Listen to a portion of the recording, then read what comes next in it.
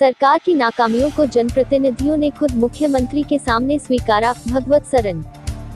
आप सब लोगों को इसलिए कष्ट दिया कि देश और प्रदेश की स्थिति बहुत खराब है राजनीतिक रूप से, ना कि वित्तीय संसाधनों की किसी राजनीतिक को सूझबूझ है और इसीलिए देश की जीडीपी माइनस में बहुत नीचे चली गई। पाकिस्तान और बांग्लादेश भी हमसे आगे हैं। और बात करते हैं विकास की। बात अगर की जाए रबर फैक्ट्री से शुरू करें तो रबर फैक्ट्री के नाम पर बहुत सारी घोषणाएं कर दी कि आज ये हो रहा है वो हो रहा है, लेकिन जहां का तहां मामला रह गया।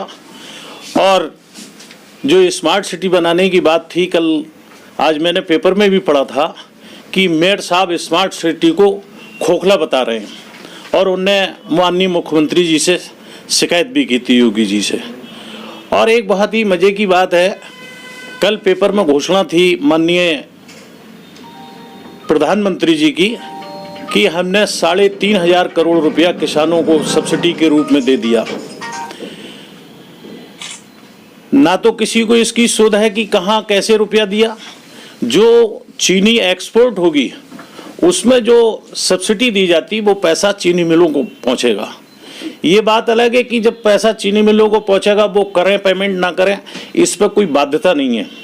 वो कहीं भी किसान के खाते में नहीं आएगी, वो केवल चीनी मिलों को उस एक्सपोर्ट की सब्सिडी जो मिलती है, क्योंकि एक्सपोर्ट जितना होता है कि मेरे पास भी उत्तर प्रदेश का एक्सपोर्ट का विभाग रहा, मैं जानता हूँ कि सरकारें एक्सपोर्ट में सब्सिडी देती हैं। हमने भी बहुत पैसा दिया जो मिल ओनर हैं। तो ये केवल एक झूठ का पुलंदा, चाहे माननीय यहाँ के प्रधानमंत्री जी हों देश के और चाहे योगी महाराज हों। और कल योगी महाराज तो केवल हाथ उठा उठा के कहना चाहिए, अपनी बातों को सहमत कराते रहे। हमने मीडिया के लोगों से ही सुना कि वहाँ सब सूटेड बूटेड किसान थे, और सूटेड बूटेड किसान तो वो किसान नहीं, इस शहर के लोग या भारतीय जनता पार्टी के कार्यकर्ताओं से ही पूरा पंडाल भरा हुआ था। 4 जिलों की पूरे मंडल की भारतीय जनता पार्टी की फौज उसमें इकट्ठी थी। किसान नदारत थे। किसानों की अगर बात की जाए, आज 22 दिन हो गए धरने को दिए हुए और कोई सुध लेने वाला नहीं। यहाँ तक क्षुब्धता उनके मन में है कि एक किसान ने गोली मारकर अपनी आत्महत्या कर ली, लेकिन उसके बावजूद भी देश में चिंता नहीं। बात करें अगर विकास की, बरेली की ही बात करें तो पूरा बरेली चारों तरफ नगर खुदा पड़ा है। यहाँ तक खुदा पड़ा है कि हमारे कैंट विधायक के घर के आगे 1.5 महीने से गड्ढा है।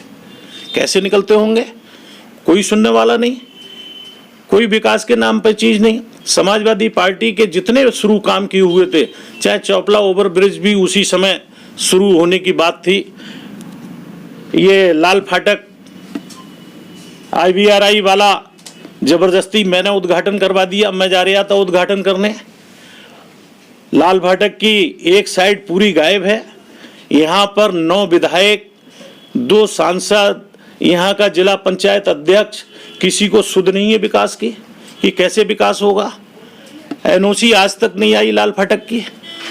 और यही नहीं कि बहुत सारे काम, जैसे रामगंगा बैराज बन रहा है, कब से बन रहा है। इस प्रदेश के अंदर तो हजारों स्कूल समाजवादी पार्टी ने इंटर कॉलेज और हायर सेकेंडरी स्कूल और डिग्री कॉलेज बनवाए।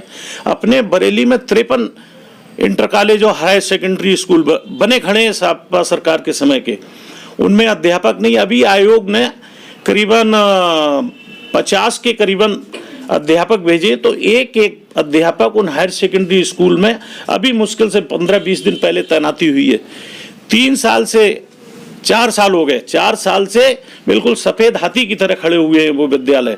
और जबकि अगर उनमें सत्र चले होते तो आज एक स्कूल में 400 बच्चे पढ़कर निकल गए होते। हमारे यहाँ डिग्री कॉलेज की शुरुआत हमारी सरकार में हुई, उसके बाद में पैसा ही नहीं आया, वैसा का वैसे ही खड़ा है। जिस स्थिति में कोविड की कितनी जबरदस्त समस्या थी, अगर कोविड 300 जो इन्हें नाम रखा है हाई सुपर स्पेशलिटी हॉस्पिटल का, अगर वो हॉस्पिटल नहीं होता तो कोविड के मरीजों को कहाँ एडमिट करते। लेकिन आज भी बिल्कुल जिस तरीके से तैयारी उस अस्पताल को शुरू करने की होनी चाहिए, वो अस्पताल शुरू कर तो दिया, लेकिन वो कोई ऐसी सुविधा नहीं है जिसमें सुपर स्पेशलिटी सुविधा हो। तो इस तरीके से बहुत सारी बातें, शहर की दुर्दशा इतनी भारी कि ना सफाई के नाम पर, और ना कहना चाहिए कहीं कोई सड़क खोद दी तो उसकी मरम्मत कर दी जाए। तो इन सब बातों में किसी भी सांसद, विधायक या जिन लोगों की विकास की जिम्मेदारी है, किसी का कोई मतलब नहीं है। तो इन सब बातों को कहने के लिए हमने आप लोगों को कष्ट दिया कि आप लोगों के माध्यम से इन तक बात पहुंचे और इनके कानों में जूरे गए, जिससे कि इस शहर की, इस जिले की, इस मंडल की और प्रदेश के विकास कार्य शुरू हों। कहीं किसी तरीके का कोई नया काम नहीं हो रहा है। कल 981 करोड़ रुपए की घोषणा हमारे मुख्यमंत्री जी कर गए, लेकिन उनसे ये पूछा जाए कि कोई नई घोषणा है उसमें? जो काम चल रहे हैं, जो सड़कें बननी शुरू हो गई, जिनकी स्वीकृति कई महीने नहीं, एक साल पुरानी स्वीकृतियां हैं, वित्तीय स्वीकृतियां, उनको उन्होंने कल दर्शा दिया कि हमने इतनी योजनाओं का शिलान्यास किया, इतनी योजनाओं को हमने जनता के लिए समर्पित कर दी। क्या मतलब है? अगर आप आए, हाँ समर्पित करना तो ठीक है, लेकिन जो जिन पर वर्क चल रहा है उन योजनाओं को अपनी 981 करोड़ की घोषणा में दिखा दिया।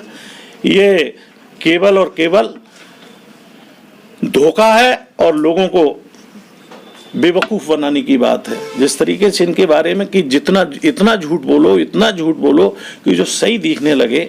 किसानों के लिए यात्रा, हम लोग यात्राएं कर रहे थे, हम लोगों का मौलिक अधिकार है, लोकतांत्रिक अधिकार है, जीवन जीने के तरीके में वो अधिकार न्यायिक प्रक्रिया के तहत अध्यादेश हैं, लेकिन हम लोगों को भी बाहर नहीं निकलने दिया, या तो कार्यालय पे अरेस्ट कर लिया या अपने घरों पे। हमारे घर पे आज भी पुलिस बैठी हुई है। तो ये एक ऐसा कोरा मजाक है, और उस वो मजाक खत्म हो, इसलिए हम आपके साथ में बैठे हुए हैं। लोगों, आपके माध्यम से लोगों तक बात पहुंचे, इन सांसद विधायकों की पास बात पहुंचे। कोई धान नहीं तुलवा सकता, कोई सड़क नहीं बनवा सकता, सब अपनी अपनी बचाने में लगे हुए हैं।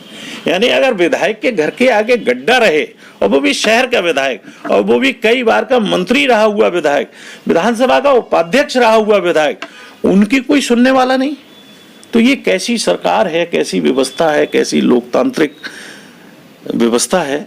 इस पे चर्चा के लिए बुलाया था, आप लोग आए, आप लोगों का बहुत बहुत धन्यवाद। एनजी न्यूज़ से जुड़े रहने के लिए चैनल को सब्सक्राइब करें और बेल आइकन को दबाना ना भूलें।